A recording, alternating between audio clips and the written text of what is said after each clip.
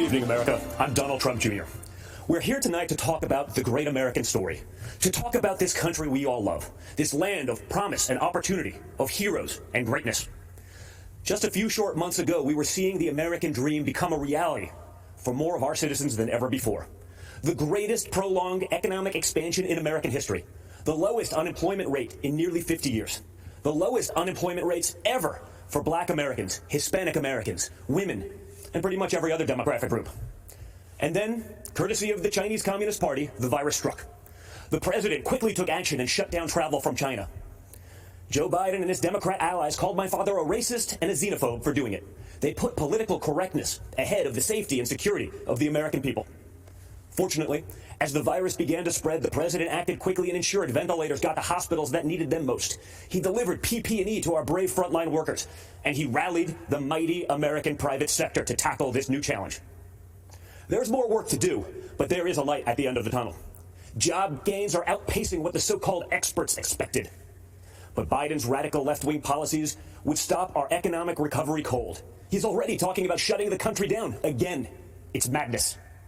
Democrats claim to be for workers, but they've spent the entire pandemic trying to sneak a tax break for millionaires in Democrat states into the COVID relief bill. Then they attacked my father for suspending the payroll tax for middle-class workers.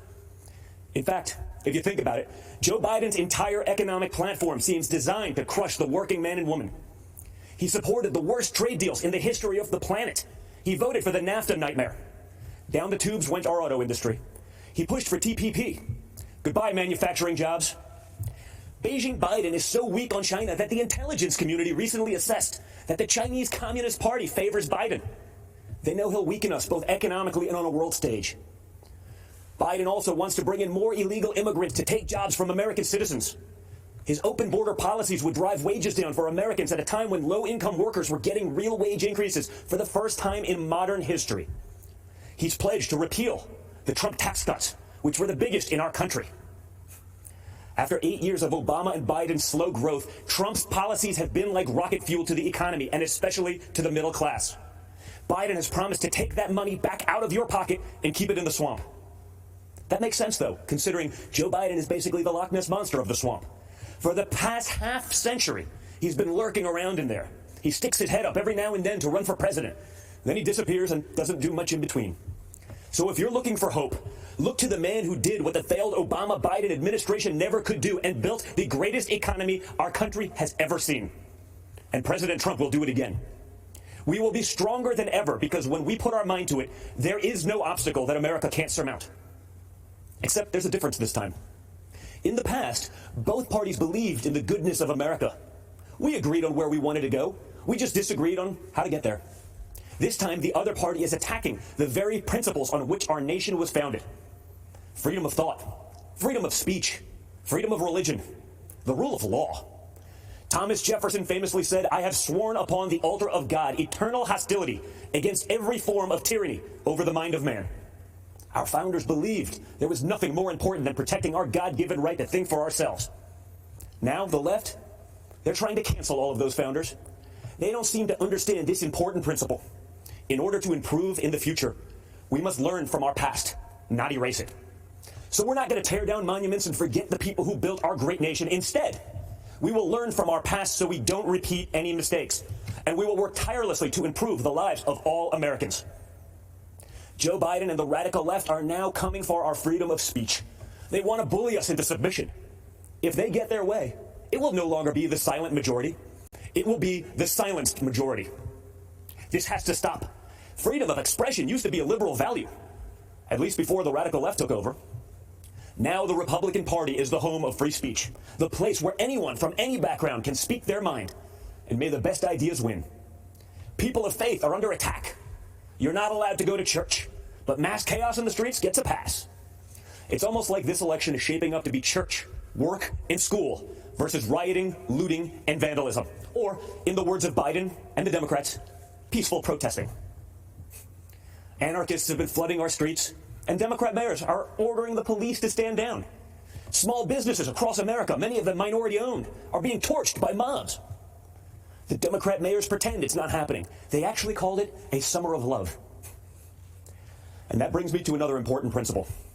Every American must be free to live without fear of violence in your country, in your communities, and in your homes. All men and women are created equal and must be treated equally under the law. That's why we must put an end to racism, and we must ensure that any police officer who abuses their powers is held accountable. What happened to George Floyd is a disgrace, and if you know a police officer, you know they agree with that too. But we cannot lose sight of the fact that our police are American heroes. They deserve our deepest appreciation.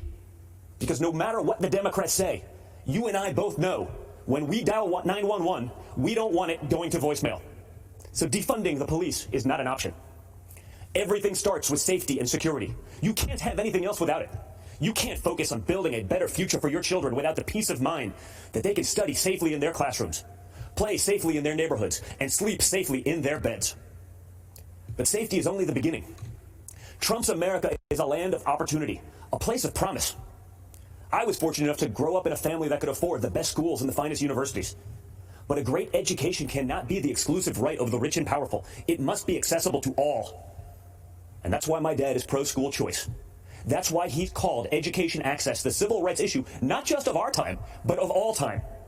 It is unacceptable that too many African American and Hispanic American children are stuck in bad schools just because of their zip code. Donald Trump will not stand for it.